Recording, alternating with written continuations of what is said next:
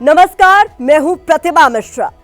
जब भ्रष्टाचारियों की वजह से जीना मुश्किल हो जाए, जब सड़े सरकारी तंत्र की वजह से जिंदगी तहस नहस हो जाए, जब खोखले दावों के आगे सब लुट जाए, तब जरूरी होता है सिस्टम को दुरुस्त करना, बेखबर सरकार तक अपनी आवाज पहुंचाना, सोते हुए अफसरों को झकझोर के उठाना।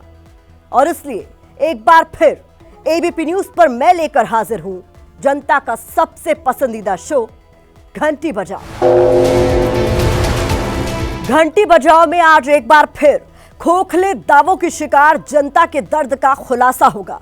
आज हम आपको दिखाएंगे यूपी की काशीराम आवास योजना में कैसे लोगों के सपनों को छला गया, कैसे खुशहाल जिंदगी का ख्वाब दिखाकर उन्हें बदहाली के मोड़ पर बदबू के ढेर पर लाकर छोड़ दिया गया। और ये सब होगा बिना किसी डर के, बिना किसी दबाव के, बिना किसी खौफ के और बिना किसी संकोच के। लाइटिंग के शिविर के रास्ते मेरे घर में पानी घुस गया है, तो हम अपना रूम खाली करके किराए के रूम में रह रहे हैं। कोई खिड़की नहीं है, इधर गेट नहीं है, बस ऐसे रह रहे हैं मजबूरी में।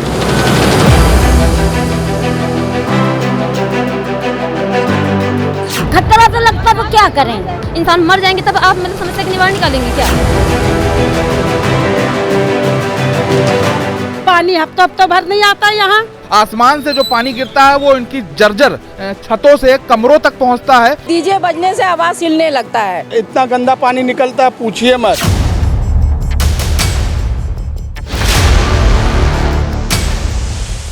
किसी के ऊपर कभी कोई हादसा हो जाए तो यहाँ कौन देखने आएगा?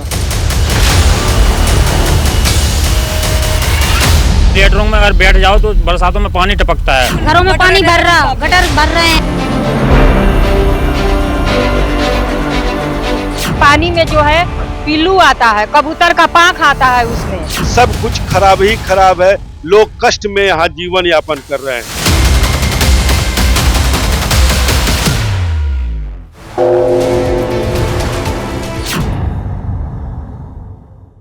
जी हां, आज के शो में घंटी बजानी है उस सरकारी वादे की जिसने गरीबों को सरकारी घर देने के नाम पर भद्दा मजाक किया।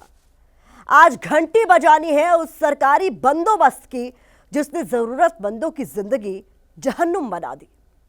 आज घंटी बजानी है सिस्टम के उन ठेकेदारों की जिनके लालच और भ्रष्टाचार की भूख ने लाखों लोगों के सपने डकार लिए। लेकिन कैसे? सबसे पहले आप ये देखिए।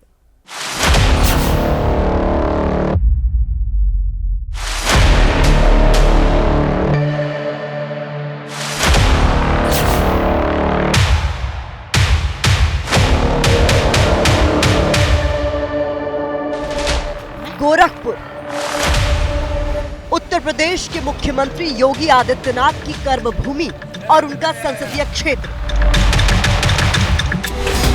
इसी गोरखपुर में बनी है ये काशीराम आवास कॉलोनी।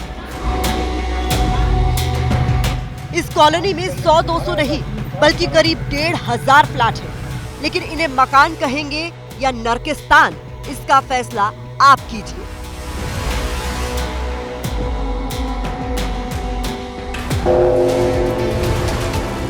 प्लास्टर भी सही नहीं है, लीकेज है पाइप का मकान के अंदरूनी से, तो घर के ऊपर से भी छत से पानी चू रहा है। पूरे दोनों कमरे में सीरन है, लैट्रिन बाथरूम पूरा मतलब भरा हुआ रहता है हमेशा। टूटी हुई छत, फटी हुई फर्श, दरारों वाली दीवारें, खंडहर बन चुकी खिड़कियां और दफन हो चुके दरवाजे, ये है इस काशीराम कॉलोनी की ऐतिहासिक पहचान।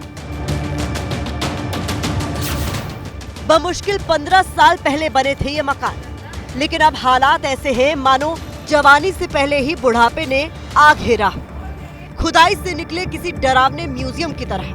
घरों की ऐसी हालत है कि किस्से कहानियों में लोगों को डराने वाले भूत प्रेत भी यहाँ रहने से इनकार कर दे, फिर भी यहाँ इंसान बसे हुए हैं। कैसे रहते हैं इन हालातों में, ये मत पूछिए।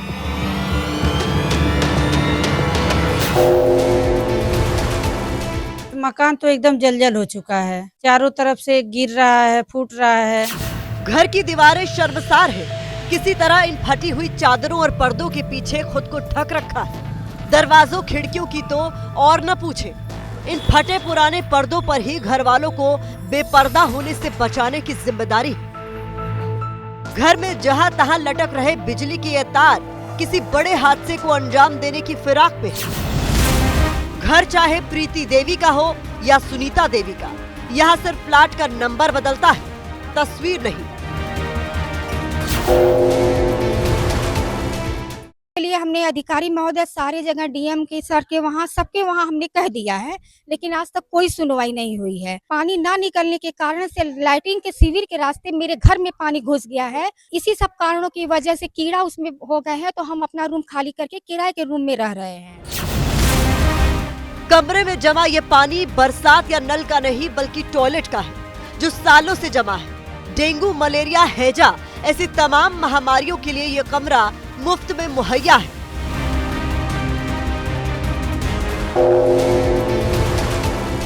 सबसे बड़ी समस्या है कि पानी ना निकलने की वजह से लाइटिंग के शिविर के रास्ते सर अंदर पानी आ रहा, कमरे के अंदर। इस फ्लैट में उमा देवी और उनकी सास दुर्गा देवी रहती है। पति और ससुर का देहांत हो चुका है। घर में 3 बच्चे हैं, उन्हें देखें या इस घर को। परिवार को प्रशासन से कोई उम्मीद नहीं बची, इसीलिए मुख्यमंत्री से विनती है।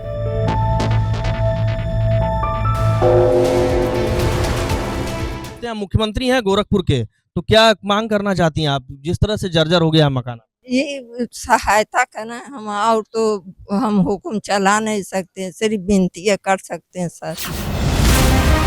खंडहर बन चुके इन मकानों की बाहरी दीवारों पर जंगली झाड़ियों ने अपना दावा ठोक दिया है। आपने वन क्षेत्रों को रिहाइश बनते देखा होगा, यहाँ रिहायशी इलाके को जंगल बनते हुए आंखों से देख लीजिए।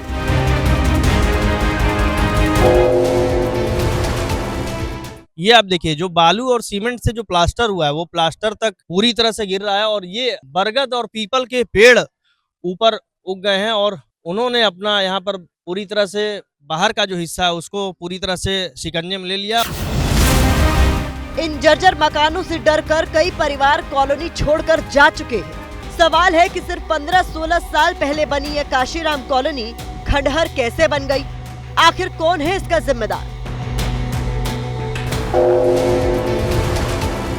इन फ्लैट को बनाने में अधिकारियों की मिलीभगत से ठेकेदारों ने काफी बड़ा घोटाला किया है, और यही वजह है कि अब ये मांग उठ रही है कि ये जर्जर मकान जो है, इसके पीछे जो जिम्मेदार हैं उनके खिलाफ भी कार्रवाई हो।